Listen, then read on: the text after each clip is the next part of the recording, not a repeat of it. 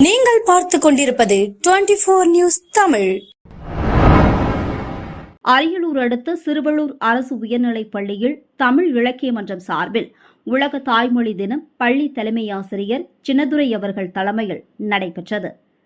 தலைமை ஆசிரியர் சின்னதுரை பேசும் பொழுது, உலகில் மூத்த மொழி செம்மொழியாம் நம் தாய்மொழி தமிழ், எங்கும் எதிலும் எப்போதும் தமிழ் என நடைமுறையை கொண்டுவர பாடுபடுவோம்.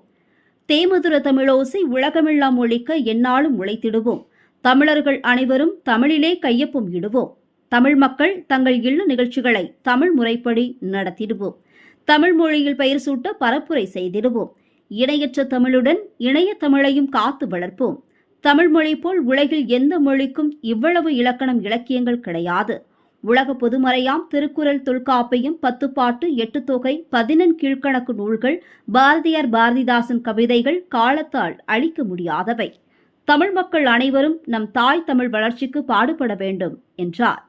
ஆசிரியர்கள் செந்தமிழ் செல்வி, தனலட்சுமி, செந்தில்குமரன், வெங்கடேசன், அந்தோணிசாமி, பாலமுருகன், அபிராமி மற்றும் மாணவர்கள் அனைவரும் உறுதிமொழி ஏற்றுக்கொண்டனர்.